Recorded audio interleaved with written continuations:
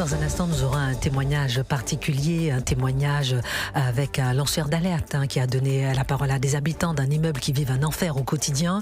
Hurlements, dégradations, insultes, menaces, des objets jetés par la fenêtre. Et figurez-vous que c'est un rappeur connu des services de police qui terrorise son voisinage à Paris, 18e arrondissement. On en parle dans un instant et on recevra Maud Fontenoy pour son livre qui donne confiance aux jeunes ados. Pour l'instant, restons sur le scandale incroyablement triste et poignant du périscolaire parisien. Nous avons dans le studio d'Europe 1 Elisabeth, cofondatrice du SOS Périscolaire, Inès de Ragnel, élue du 15e arrondissement, conseillère de Paris, l'une des premières lanceuses d'alerte sur les violences dans le périscolaire parisien. Et vous, chers auditeurs d'Europe 1, vous êtes nombreux à vouloir réagir au 01 80 20 39 21. Le numéro est non surtaxé. 12h04, vous écoutez Christine Kelly sur Europe 1. 11h30, 13h. Christine Kelly sur Europe 1.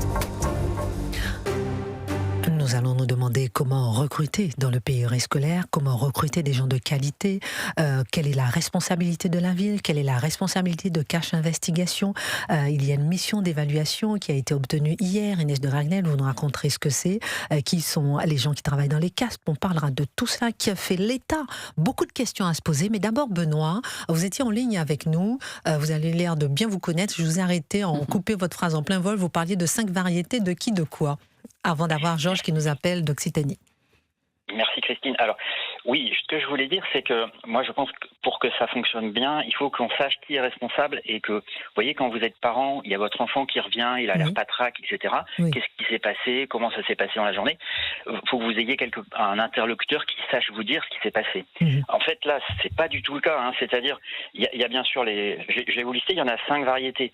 Il y a les professeurs des écoles, de l'éducation nationale, avec la directrice en général. À Paris, on a une autre variété qui gère le sport, l'éducation artistique et musicale.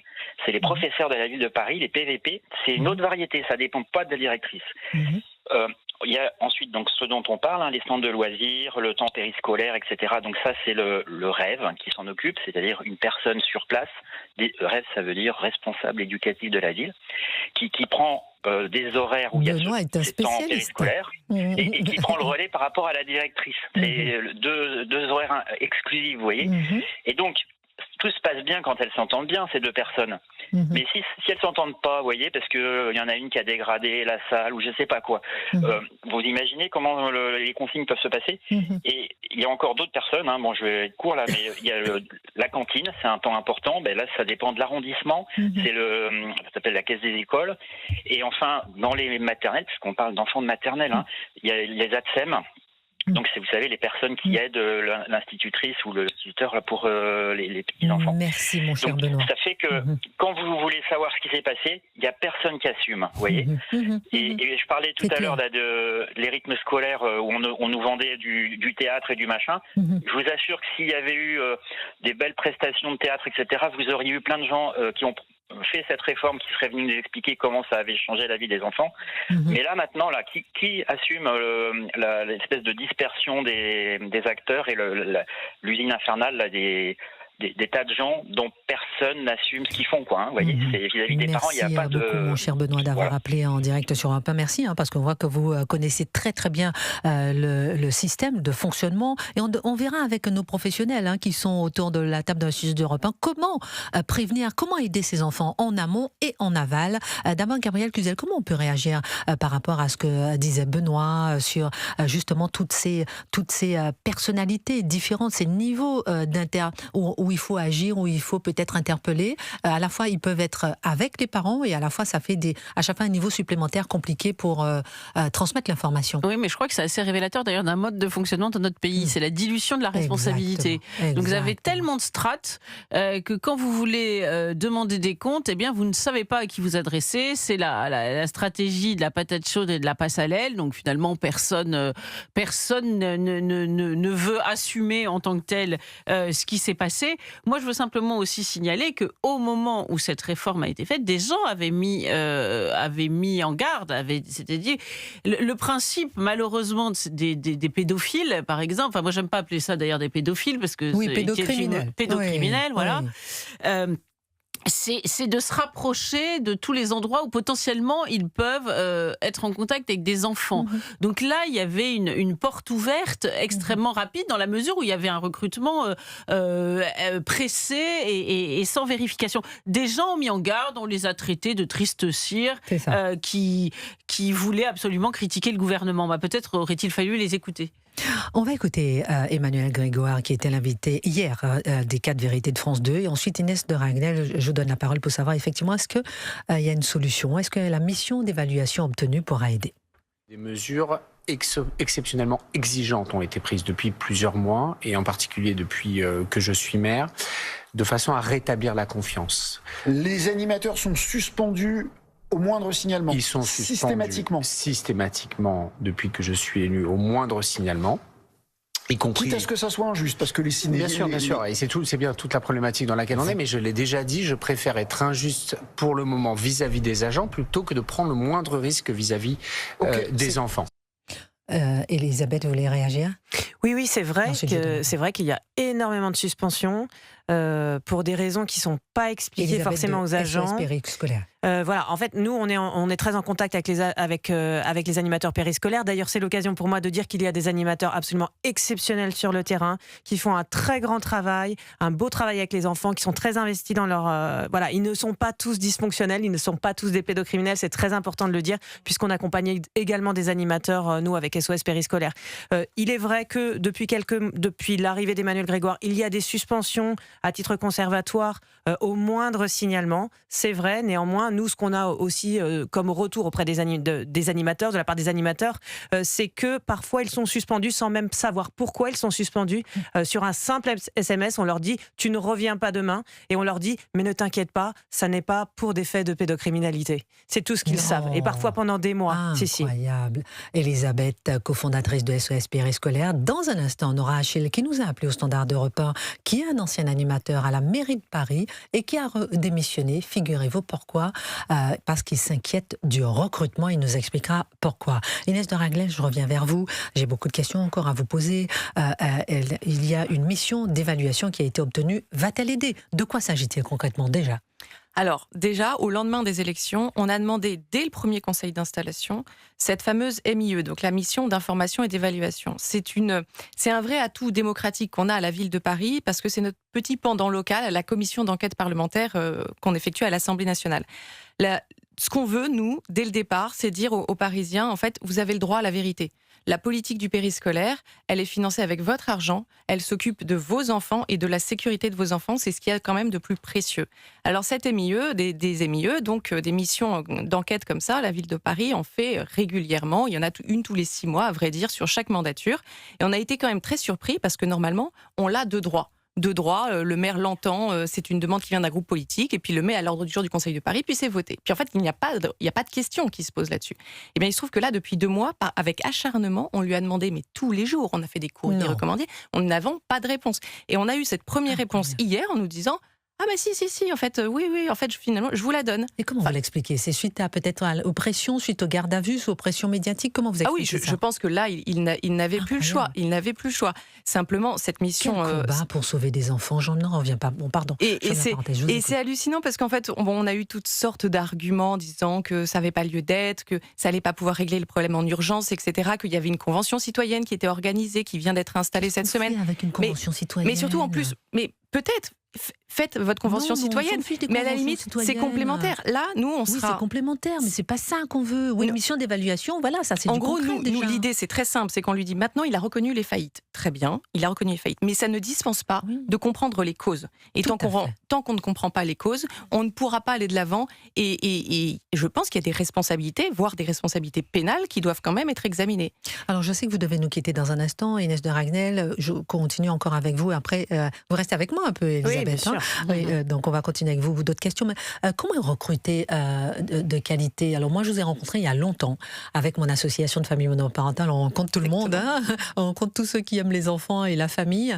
Et moi je sais effectivement que voilà, les enfants, voilà, c'est compliqué de trouver quelqu'un pour une nounou, une assistante maternelle, le périscolaire. Comment vous qui êtes une spécialiste de ce secteur recrutez des gens de qualité?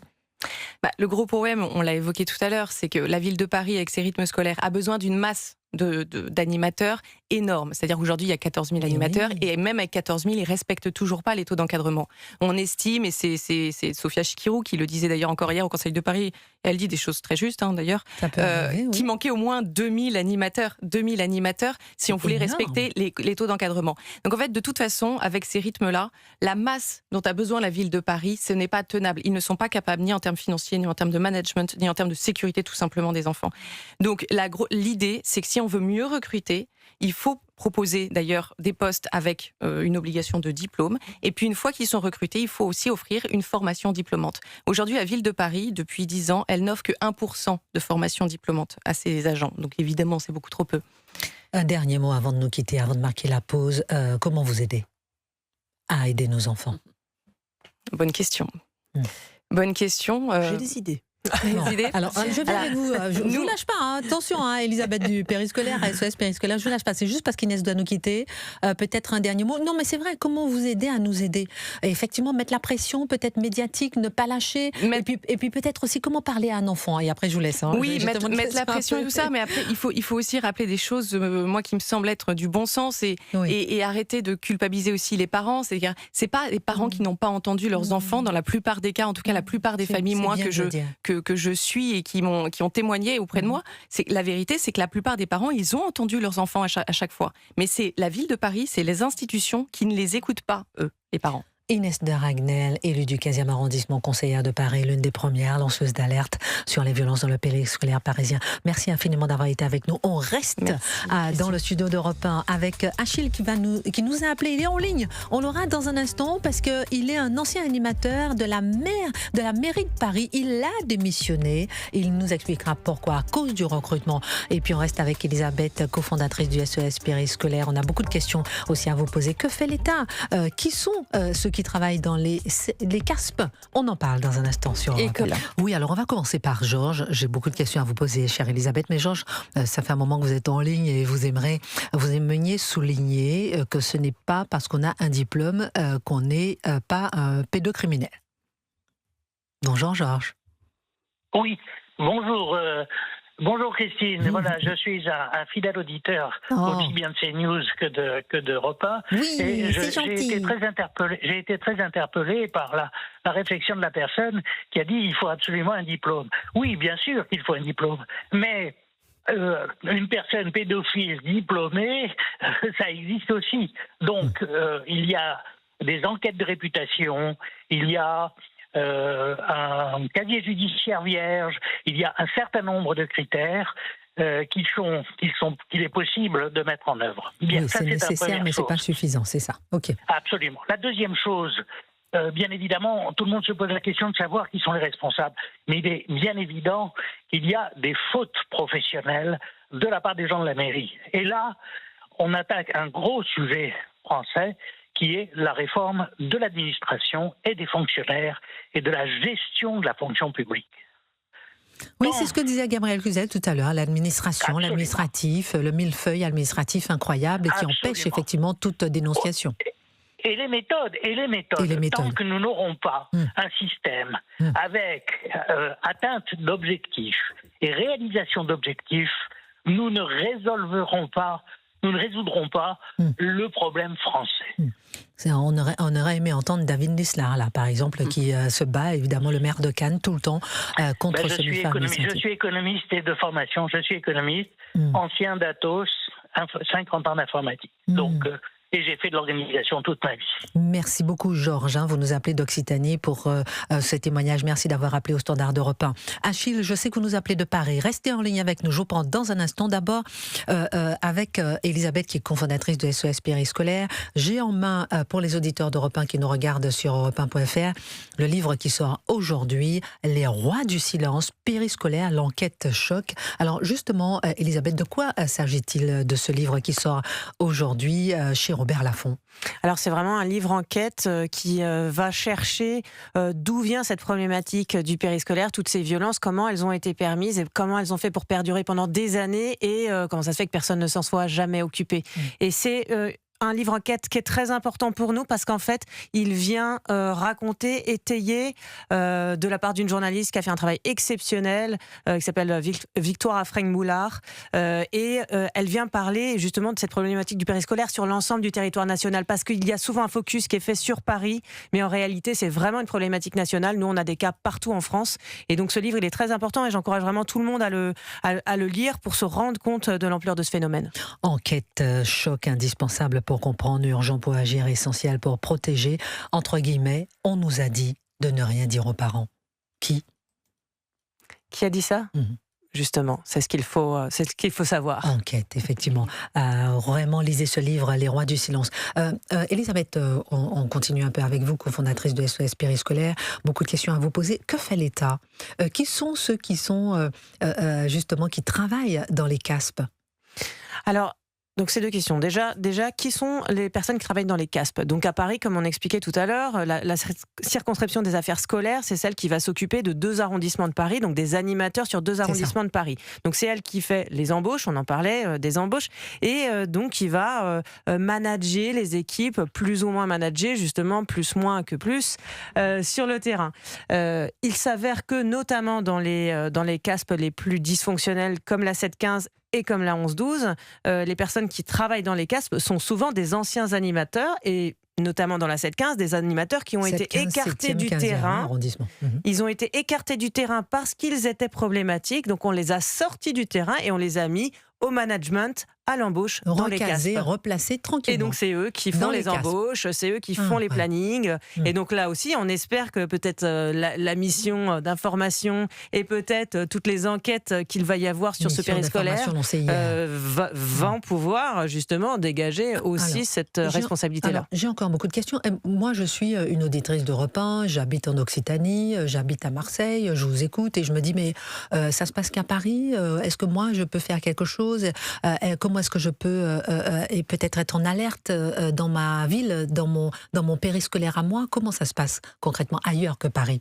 Alors ça se passe exactement comme à Paris, c'est-à-dire qu'on a des familles qui font des signalements, des mairies qui n'écoutent pas et qui ne font rien. Donc ça, alors pas toutes les communes, on a quand même certaines communes qui nous contactent pour savoir comment ils peuvent améliorer leur périscolaire. Néanmoins, on a quand même énormément de familles qui nous disent la mairie ne veut rien faire, la mairie ne veut rien entendre, pourtant il y a eu des alertes, pourtant les animateurs sont toujours en poste, comment est-ce qu'on peut faire ? Alors il y a des choses à faire, déjà il y a des revendications à porter auprès de la mairie pour sécuriser le périscolaire, notamment, et c'est des choses qu'on porte aussi à Paris, c'est d'avoir connaissance de qui s'occupe de nos enfants, d'avoir un trombinoscope avec les animateurs, pouvoir les identifier avec des vraies photos, pas des avatars comme on a actuellement sur Paris, d'avoir des réunions de présentation des équipes, d'avoir des contrôles qui sont faits sur le terrain. Aujourd'hui, à l'hôtel de ville, il y a une brigade de contrôle d'inspecteurs du ménage, c'est-à-dire qu'il y a des gens qui font le ménage et derrière, il y a des inspecteurs qui viennent pour voir s'il reste des grains de poussière. Il n'y a pas d'inspecteur dans le périscolaire. Ça n'est pas acceptable. Et ça, c'est des choses aussi que peuvent demander les gens dans leur propre commune.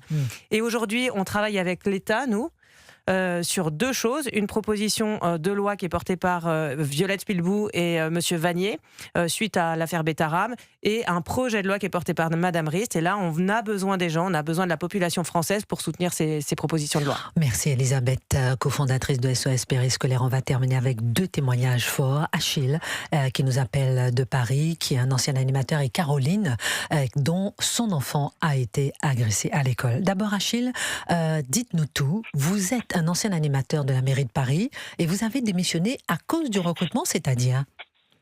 Bonjour Mme Kelly, bonjour à tout votre plateau et merci de m'écouter. J'étais animateur depuis les années 80 et j'ai vu se dégrader progressivement la qualité du recrutement.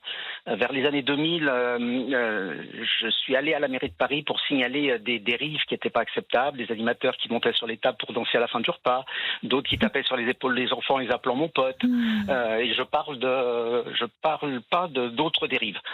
J'ai été reçu, on m'a dit... bien écoutez, faut bien qu'on recrute des jeunes. J'ai dit oui, mais enfin sélectionnez vos profils. Il m'était répondu à ce moment-là, oui, mais ce sont des jeunes qui viennent des quartiers défavorisés, il faut bien qu'eux aussi trouvent du travail. J'ai essayé d'expliquer que la mairie de Paris était en charge en l'occurrence des enfants, pas d'un service social pour les quartiers défavorisés, s'occuper des enfants et qu'il fallait des gens responsables, et on m'a renvoyé dans les cordes, à la suite de quoi j'ai démissionné. Alors, je ne suis pas tout à fait d'accord avec votre auditeur précédent qui disait que c'est une question de compétence. Je ne crois pas que ce soit une question de compétence, c'est une question d'idéologie. Oui, merci beaucoup Achille d'avoir témoigné en direct sur Europe 1, un témoignage poignant, très fort. Achille qui a été un ancien animateur effectivement à la mairie de Paris. Merci beaucoup. Caroline, bonjour, vous nous appelez des Yvelines. Et Caroline, vous, votre enfant a été agressé à l'école. Tout à fait, enfin en centre aéré exactement. Ma fille de 3 ans et demi est revenue avec une tache de sang dans la culotte, un bleu entre le vagin et l'anus, et une griffure dans le vagin. Elle a dit le lendemain, parce que je suis allée voir la pédiatre, et elle a dit le lendemain à la pédiatre, je sais qu'on n'a pas le droit de toucher à ma petite culotte, il y a un monsieur qui a fait des bêtises avec. Je suis allée porter plainte. La plainte a été classée, donc j'ai écrit au procureur de la République des Yvelines et j'attends qu'il réouvre ma plainte.